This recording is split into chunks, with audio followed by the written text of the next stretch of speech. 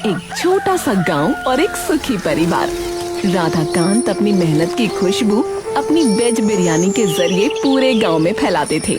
घर की दीवारें मिट्टी की थीं, लेकिन उनमें गूंजती हंसी किसी महल से कम नहीं थी। खुशियाँ इतनी थीं कि शायद वक्त की नजर लगनी ही थी।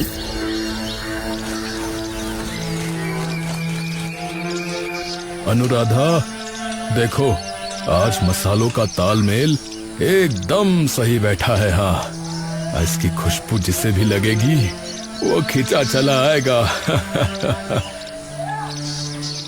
आपकी मेहनत और ईमानदारी की महक है ये। बस काम निपटाकर जल्दी घर लौट आइएगा।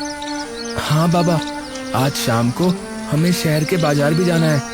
मेरी पढ़ाई के लिए कुछ जरूरी किताबें लानी है। अरे बिल्कुल मेरे शेर, बिल्कुल। तू बस पढ़ाई पर ध्यान दे। अच्छा, आज सारा बर्तन खाली करके आऊंगा। हाँ, और तेरी किताबों के लिए अच्छे पैसे जोड़ लाऊंगा, ठीक है? मेहनत की कमाई में बड़ी बरकत होती है। हाँ। राधाकांत अपनी साइकिल लेकर निकल पड़ते हैं। पीछे खड़ी अनुराधा और जवान बेटा राम उन्हें तब तक देखते रहते हैं जब तक वो आंखों से ओझल नहीं हो जाते।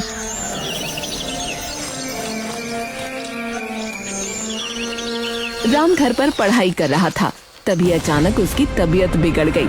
घबराए माता पिता उसे तुरंत अस्पताल ले गए। खुशियों भरे घर में अचानक सिसकियों ने दस्तक दे दी थी। एक झटके में हंसता खेलता परिवार गहरे सन्नाटे में डूब गया।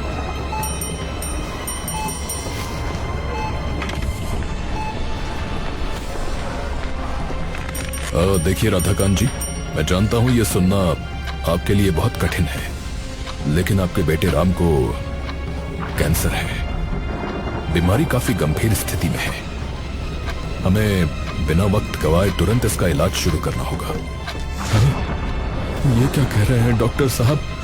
मेरे राम को कैंसर? नहीं साहब, ऐसा मत कहिए। मेरा बेटा अभी तो उसने जीवन की शुरुआत की थी। अभी तो उसे पैरों पर खड़ा होना था, खूब पढ़ना था, बड़ा आदमी बनना था। अब देखिए, स्वयं को संभालिए राधाकांत जी। इस वक्त राम को आपकी सबसे ज्यादा आवश्यकता है। आपको उसके लिए मजबूत बनना होगा। मजबूत कैसे बनूं साहब? जो खुशियां मैंने तिनका जोड़ कर बनाई थी, जो सपने बेटे की आंखों में देखे थे, वो इस कागज के टुकड़े ने राख कर दिए डॉक्टर साहब। ऊपर वाले को हमारी मेहनत पर तरस क्यों नहीं आया?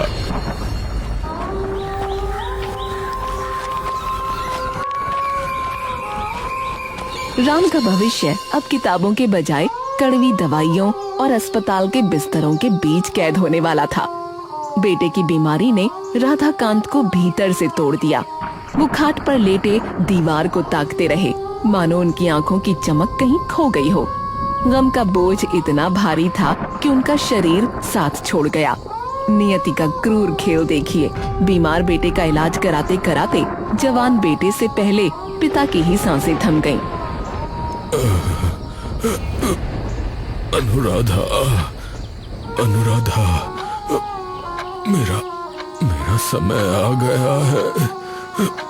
राम का हाथ कभी मत छोड़ना। उसे डॉक्टर बनाना था, पर अब उसे सिर्फ मैं जिंदा देखना चाहता हूँ। राम बेटा अपनी माँ का ध्यान रखना।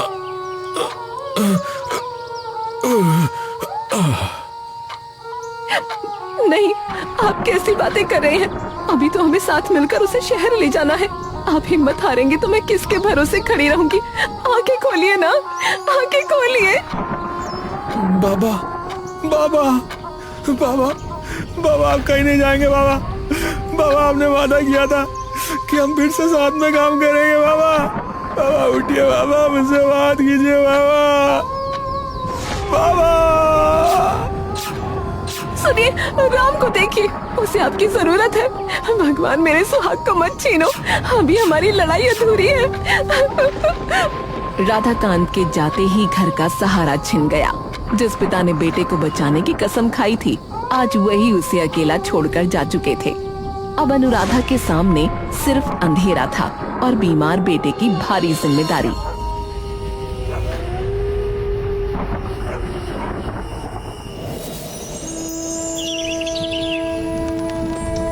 राधाकांत के जाने के बाद परिवार पर दुखों का पहाड़ टूट पड़ा। नियति को शायद कुछ और ही मंजूर था। पिता के गम और इलाज की कमी ने राम को भी अंदर से खत्म कर दिया। राधाकांत की मौत के 2 महीने भी नहीं बीते थे कि राम की सांसें भी उखड़ गईं। अनुराधा की दुनिया पूरी तरह उजड़ चुकी थी। राम, आंखें खोल बेटा, तेरे पापा तो चले गए, अब तू भी मुझे छोड़कर चला जाएगा क्या? ऐसा मत कर, उठ जा, उठ जा। माँ, माँ, माँ, बाबा बुला रहे हैं। माँ, माँ, हिम्मत मत हारना माँ, अपना अपना ख्याल रखना। नहीं, कोई मुझे बताए कि मेरा क्या कसूर था। पहले सुहाग गया, अब कोख भी सूनी हो गई। भगवान, तू पत्थर है क्या? एक ही घर से 2 जनाजे, इतना बड़ा बोझ मैं कैसे उठाऊंगी? अरे बहन, अरे खुद को संभालो, अब रोने से क्या होगा? जो चला गया वो लौट कर नहीं आता। संभालो खुद को। संभालू? कैसे संभालू? मेरा घर शमशान बन गया है, तुम कहते हो संभालू? जिस बेटे के लिए तिल तिल मर रही थी, आज वही मिट्टी हो गया। अब इस जिंदगी में बचा ही क्या है? 2 महीनों के भीतर अनुराधा ने अपने जीवन के 2 मजबूत स्तंभ खो दिए थे। घर की दीवारों पर अब सिर्फ सन्नाटा और अपनों की यादें बची थीं। अनुराधा पूरी तरह टूट चुकी थी, मानो उसके जीवन की हर वजह खत्म हो गई हो। अनुराधा घर के बाहर अकेली बैठी है। अरे उधर मत देखो भाई, बेकार में कोई मदद ही मांग लेगी हमसे। अभी अपना हाथ खुद तंग हो रहा है। हाँ सही कह रहे हो भाई, बीमारी का घर है, दूर रहना ही ठीक है। भाई साहब सुनिए।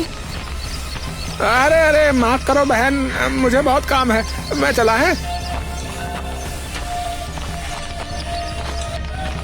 जो कल तक घंटों बैठकर बातें करते थे, आज उन्हें मेरी आवाज भी सुनाई नहीं दे रही। क्या गरीब होना पाप है? सहारा छिनते ही दुनिया की असलियत सामने आ गई थी।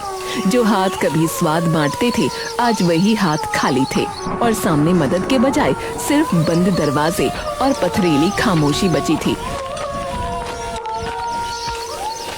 अनुराधा घर के कोने में रखे पुराने संदूक को खोलती है। उसकी आंखों में बेबसी है, लेकिन पेट की भूख और जीने की मजबूरी भी। राधाकांत चले गए, राम भी चला गया। अब इस घर में सिर्फ सन्नाटा बचा है और ये खाली बर्तन। यही आखिरी निशानी बची है।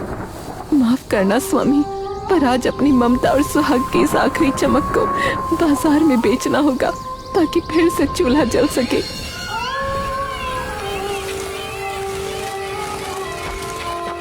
अनुराधा बाजार से लौटती है।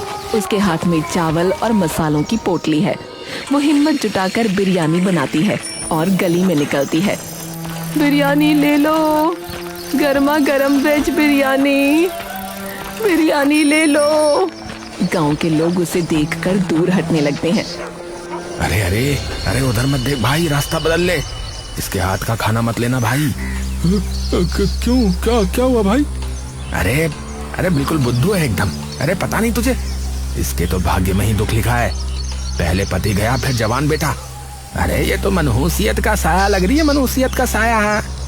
अरे इसके हाथ का निवाला ले लिया तो कहीं हमें भी इसकी नजर न लग जाए भैया। ना ना ना ना भाई, मैं तो नहीं लूंगा। बिरयानी कोई तो ले लो, ये सिर्फ खाना नहीं है, मेरे राधाकांत की मेहनत की विरासत है। शाम का धुंध लगा है। अनुराधा अपनी साइकिल को घसीटते हुए घर के आंगन में आती है। बिरयानी का बर्तन लगभग वैसा ही भरा हुआ है जैसा वो सुबह लेकर गई थी। वो सुध-बुध खोकर जमीन पर बैठ जाती है और सिसकने लगती है। आज बर्तन खाली नहीं हुआ राधाकांत, आज गांव वालों ने स्वाद नहीं मेरी तकदीर देखी। हे ईश्वर, क्या अपनों को खो देना ही काफी नहीं था, जो पेट की भूख को भी एक तमाशा बना दिया। और कितनी परीक्षा लोगे, सुहाग छीन लिया, कोख सूनी कर दी, आप क्या इस शरीर से प्राण भी छीनना चाहते हो? मुझ में अब और सहने की शक्ति नहीं बची प्रभु, या तो कोई रास्ता दिखा दो या फिर मुझे भी उनके पास बुला लो। दया करो प्रभु, दया करो। रात का सन्नाटा है। अनुराधा फर्श पर ही सो गई। अचानक अंधेरे कमरे में एक अलौकिक और दिव्य रोशनी फैलने लगी। डरो मत बेटी, क्योंकि तुम्हारी ईमानदारी की सुगंध मुझ तक पहुंच गई है। अब तुम्हारी तपस्या का अंत निकट है। कल प्रातः सूर्य की पहली किरण के साथ पश्चिम दिशा वाले बगीचे में जाना। वहां तुम्हें एक विशेष मसाला मिलेगा। आज से जो भी तुम्हारे हाथ का बनाया भोजन खाएगा, उसके शरीर के सारे रोग और मन की थकान क्षण भर में दूर हो जाएंगे। तुम्हारा ये अन्नपूर्णा रूप दुनिया का कल्याण करेगा। अनुराधा की आंखों में नींद में ही एक सुकून भरी चमक आ गई।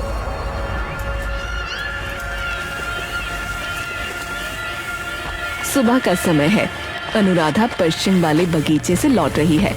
उसके चेहरे पर एक नई उम्मीद है। वो घर आकर बिरयानी पकाना शुरू करती है। जैसे ही वो नया मसाला डालती है, एक ऐसी दिव्य खुशबू उठती है जो पूरे गांव की हवाओं में घुल जाती है। ऐसी सुगंध तो पहले कभी नहीं आई। सच में ईश्वर ने मेरी पुकार सुन ली है। आज बिरयानी में मसालों का नहीं, आशीर्वाद का स्वाद है। अनुराधा रास्ते पर बैठी है, तभी एक धूल से सना थका हारा पथिक लड़खड़ाते हुए उसके पास आता है। उसकी आंखें अध खुली हैं और शरीर कमजोरी से कांप रहा है। माँ, बड़ी दूर से आया हूँ माँ। 2 दिन से पेट में अन्न का दाना नहीं गया। हाथ पैर कांपने लगे हैं। शरीर अब जवाब दे रहा है। मेरी जेब में बस ये 20 रुपए हैं। क्या इतने में कुछ खाने को मिल पाएगा? बेटा, यहाँ भूख का मोल पैसों से नहीं, तृप्ति से होता है। तुम बैठो, मैं तुम्हें खिलाती हूँ। अनुराधा उसे बड़े प्यार से बिरयानी परोसती है। जैसे ही पथिक पहला निवाला मुंह में डालता है, उसके चेहरे के भाव बदलने लगते हैं। माँ, ये क्या है? ये क्या है माँ? पहला कौर खाते ही जैसे मेरी नसों में बिजली सी दौड़ गई है माँ। मेरी थकान, मेरी कमजोरी जैसे सब गायब हो रही है माँ। पथिक अपनी आंखें मलता है और अचानक चौंक जाता है।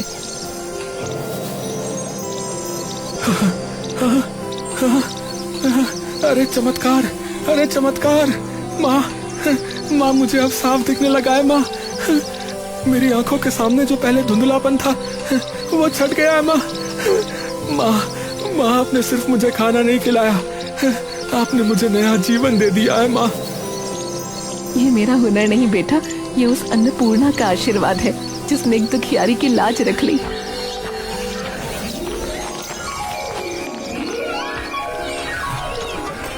गांव की गलियां अब अनुराधा को देखते ही लोग दूर नहीं भागते, बल्कि उसकी बिरयानी की खुशबू पाकर खींचे चले आते हैं। उसकी साइकिल के चारों ओर ग्राहकों की भारी भीड़ है। सबको मिलेगी, बस थोड़ा धैर्य रखिए, सबको अन्नपूर्णा का प्रसाद मिलेगा। माँ, आपकी बिरयानी खाते ही ना मेरे घुटनों का दर्द गायब हो गया। ये खाना नहीं है, कोई चमत्कार ही लग रहा है मुझे। हाँ, सच कह रहे हो भाई। मैं तो 2 दिनों से बुखार में था। कल 1 प्लेट क्या खाई, आज एकदम से चंगा महसूस कर रहा हूँ भाई। भीड़ इतनी बढ़ जाती है कि अनुराधा के लिए संभालना मुश्किल हो जाता है। तभी गांव का एक बुजुर्ग व्यक्ति आगे आता है। बेटी, अब तुम्हारी ख्याति इस गांव से बाहर जो है शहर तक फैल गई है। तुम कब तक इस तरह धूप में गलियों में घूम घूम कर बिरयानी बेचोगी बेटा? अब तुम्हें मेरे विचार से जो है एक स्थायी दुकान खोल लेनी चाहिए। हाँ, वहाँ तुम आराम से जो है सबको खिला सकोगी और तुम्हें जो है दर दर भटकना भी नहीं पड़ेगा बेटा। काका, मेरे पास इतने पैसे कहाँ कि मैं दुकान खोल सकूं?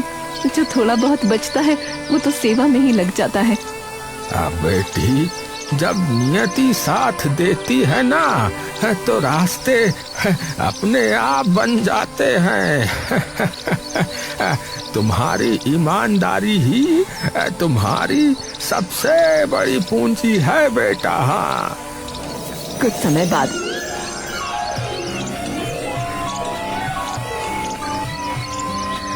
अनुराधा एक छोटी लेकिन साफ सुथरी दुकान खोलती है। दुकान के बाहर बोर्ड लगा है, अन्नपूर्णा भोजनालय। राधाकांत, देखिए, आज आपका सपना सच हो रहा है।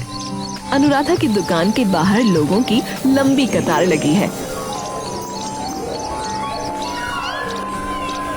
अनुराधा बड़े प्रेम से सबको परोस रही है। आराम से खाइए, कोई भूखा नहीं रहेगा। अन्नपूर्णा के भंडार में कभी कमी नहीं आती। सड़क के दूसरी तरफ खड़ा एक दुकानदार नफरत और जलन से ये सब देख रहा है। उसकी दुकान खाली पड़ी है। अरे, इस औरत ने तो गजब कर दिया भाई। लोग अब मेरी दुकान की तरफ झांक भी नहीं रहे हैं। एक कुत्ता तक नहीं गुजर रहा इस दुकान के आगे से। अब अगर यही हाल रहा तो मेरा धंधा तो चौपट हो जाएगा। सीधी उंगली से घी नहीं निकलेगा। अब मुझे कुछ ना कुछ तो करना ही होगा।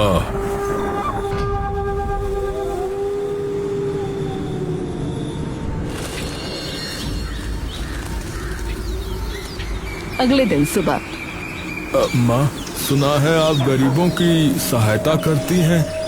मैं जो हूँ बहुत दूर से आया हूँ, काम की तलाश में भटक रहा हूँ। अगर आप मुझे अपनी दुकान की सफाई या बर्तन धोने का ही काम दे दें तो मुझे नाथ का पेट भर जाएगा माँ। मैं आपके आगे हाथ जोड़ता हूँ माँ। बेटा रो मत, ईश्वर ने सहायता के लिए ही तुम्हें यहाँ भेजा होगा। मैं अकेले सब संभालते हुए थक जाती हूँ। अच्छा हुआ तुम आ गए। आज से तुम यही मेरे साथ काम करोगे। जी जी माँ, आपका ये एहसान मैं कैसे चुकाऊंगा। अब मैं सब कुछ अच्छे से संभाल लूंगा। अनुराधा उसे अंदर ले जाती है, इस बात से अनजान कि उसने मदद के नाम पर एक सांप को पनाह दे दी है। अनुराधा किसी काम से दुकान के पीछे वाले हिस्से में गई। मौका पाकर वो कपटी लड़का रसोई में घुस जाता है।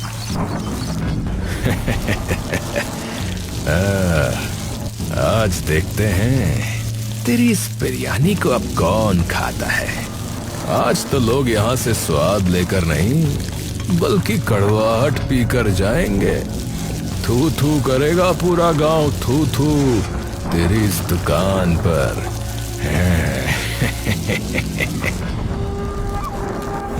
वो पतीले का ढक्कन खोलता है और उसमें मुट्ठी भर भर कर मिर्च और ढेर सारा नमक झोंक देता है। ले अनुराधा, अब चख अन्नपूर्णा का आशीर्वाद है। आज तेरा धंधा और तेरी साख दोनों मिट्टी में मिलने वाले हैं।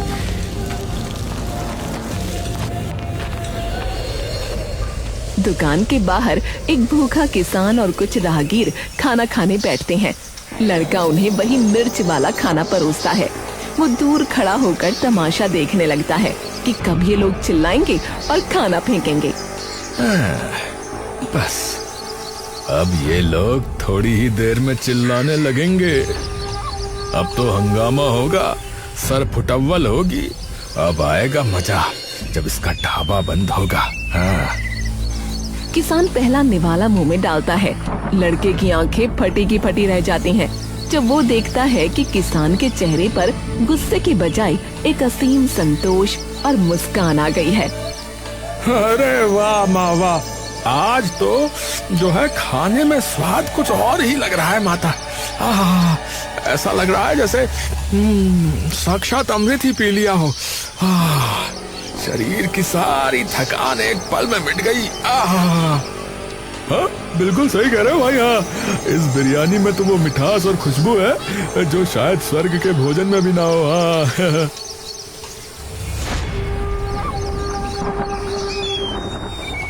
और खुद थोड़ा सा दाना चखता है। चखते ही वो सुन्न पड़ जाता है।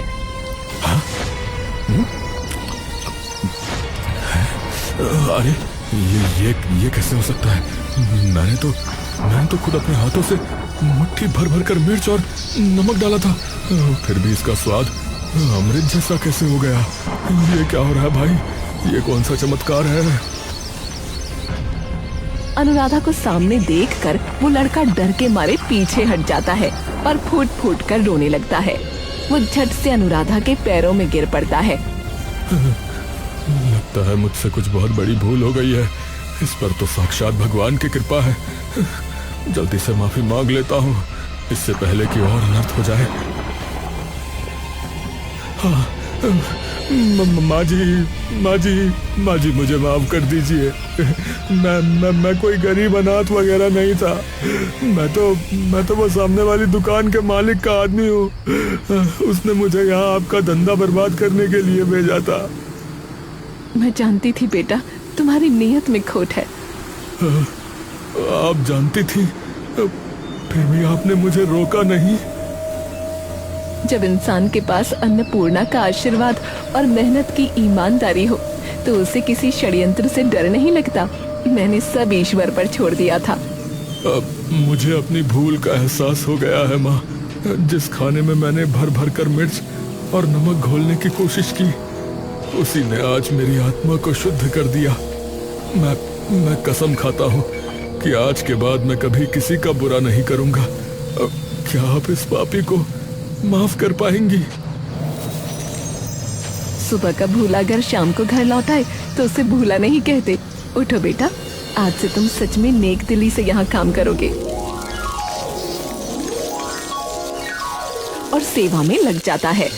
अनुराधा की ईमानदारी के सामने बुराई की हर कोशिश नाकाम रही।